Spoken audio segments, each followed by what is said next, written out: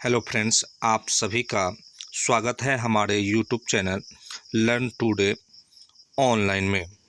दोस्तों, इस वीडियो में हम आपके लिए लेकर आए हैं रेलवे ग्रुप डी का 15 एमसीक्यू क्वेश्चंस, जिसमें कि 2 नंबर आपका फिक्स है। तो चलिए दोस्तों, इस वीडियो को बिना स्किप किए हुए देखते हैं।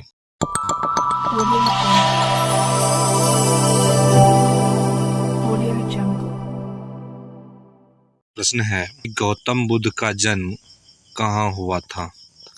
ऑप्शन ए है बोध गया, ऑप्शन बी है पाटलिपुत्र, ऑप्शन सी है लुम्बिनी, ऑप्शन डी है वैशाली। तो फ्रेंड्स, गौतम बुद्ध का जो जन्म स्थान है वो लुम्बिनी में हुआ था, इसलिए इसका सही आंसर ऑप्शन नंबर सी होगा। चलिए फ्रेंड्स, अब अगला प्रश्न देखते हैं।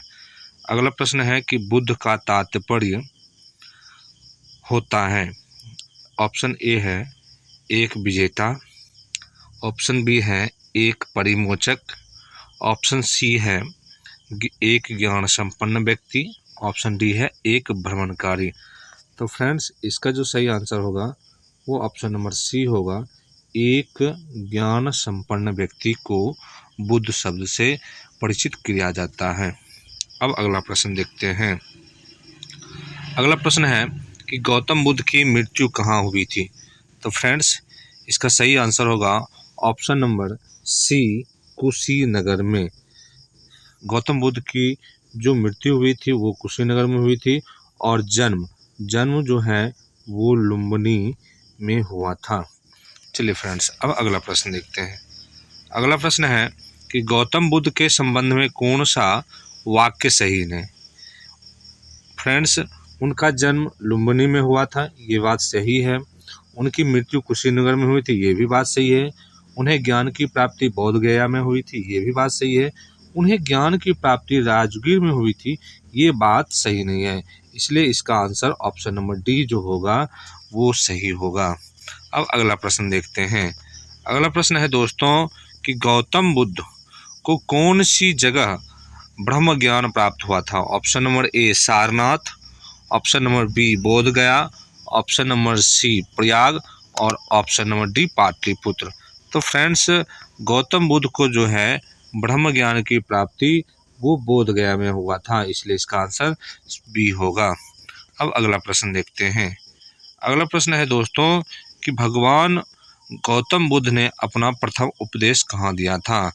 तो फ्रेंड्स, इसका ऑप्शन ए है बोध गया, ऑप्शन बी है सांची, ऑप्शन सी है सारनाथ, और ऑप्शन डी है कुशीनगर। तो फ्रेंड्स, भगवान बुद्ध जो है सबसे पहला जो उपदेश दिया था वो सारनाथ में दिया था, और इसकी जो भाषा थी वो पाली थी। अब अगला प्रश्न देखते हैं। अगला प्रश्न है कि जातक किस का पवित्र ग्रंथ है? तो फ्रेंड्स, इस ऑप्शन ए है वैष्णवों का, ऑप्शन बी है जैनियों का, ऑप्शन सी है बौद्धों का, और ऑप्शन डी है शैवों का। फ्रेंड्स, इसका जो सही आंसर होगा, जातक शब्द जो है, जातक जो ग्रंथ है वो बौद्धों के लिए है, और ये बौद्ध के पूर्व, बौद्ध के जन्म के पहले के बारे में इस जातक ग्रंथ में लिखा गया है, इसलिए इसका आंसर सही होगा बौद्धों का। अब अगला प्रश्न देखते हैं। अगला प्रश्न है दोस्तों कि बौद्ध धर्म के प्रचार प्रसार के लिए कौन सी भाषा का प्रयोग की गई थी?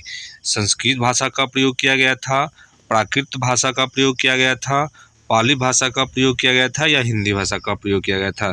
तो फ्रेंड्स, गौतम बुद्ध के जो धर्म थे, बौद्ध धर्म, उसके प्रचार प्रसार के लिए पाली भाषा का प्रयोग किया गया था, इसलिए इसका आंसर सही होगा ऑप्शन नंबर सी पाली। चलिए अब अगला प्रश्न देखते हैं। फ्रेंड्स, बुद्ध के उपदेश का संग्रह है तो बुद्ध चरित, सुत्त पिटक, अभिधम्म पिटक, विनय पिटक। तो फ्रेंड्स, इसका जो सही आंसर होगा वो सुत्त पिटक होगा। सुत्त पिटक में बुद्ध के उपदेश को संग्रहण करके रखा गया है। अब अगला प्रश्न देखते हैं।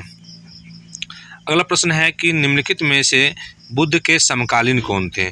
इसका ऑप्शन है मोजेज ए, ऑप्शन बी है कन्फ्यूशियस, ऑप्शन सी है मोहम्मद, और ऑप्शन डी है इनमें से कोई नहीं। तो फ्रेंड्स, इसका जो सही होगा, बुद्ध के समकालीन जो थे वो कन्फ्यूशियस थे, यानी कि इसका ऑप्शन नंबर बी जो है वो सही आंसर होगा। अब अगला प्रश्न देखते हैं।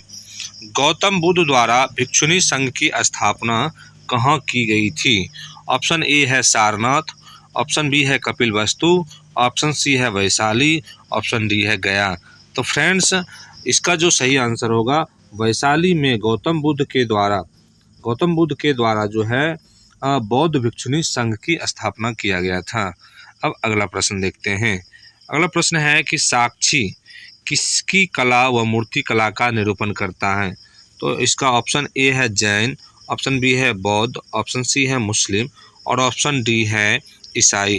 तो फ्रेंड्स, इसका जो आंसर होगा वो सही आंसर होगा साक्षी कला और मूर्ति कला का निरूपण जो करता है वो बौद्ध धर्म का करता है, इसलिए इसका आंसर सही होगा ऑप्शन नंबर बी।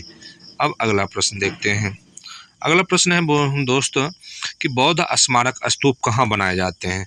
तो फ्रेंड्स, ये जो है बुद्ध के अवशेषों पर बनाए जाते हैं, बुद्ध के जीवन संबंधित स्थानों पर बनाए जाते हैं, संघ के प्रमुख सदस्यों के अवशेषों पर बनाए जाते हैं और बौद्ध मठों द्वारा अर्चनों के स्थान पर बनाए जाते हैं। यानी कि इसमें से जो चारों ऑप्शन है वो सही होगा, यानी कि सभी आंसर इसका जो है सभी सही हैं। अब अगला प्रश्न देखते हैं। अगला प्रश्न है कि बुद्ध के उपदेशों का मुख्य संबंध किससे था?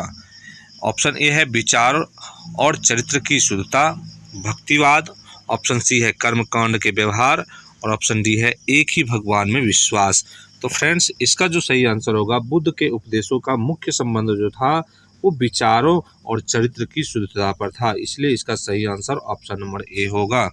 अब अगला प्रश्न देखते हैं इस वीडियो का आखिरी प्रश्न।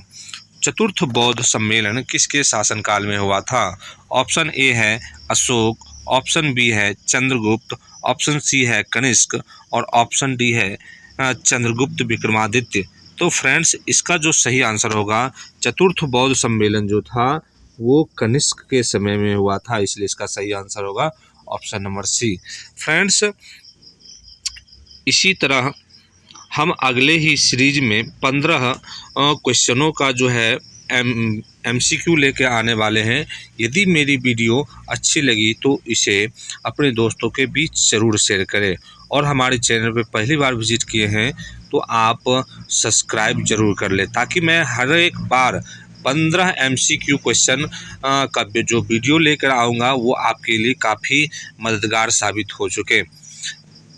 दोस्तों, तो अब मिलते हैं अगले वीडियो में। इतना के लिए धन्यवाद।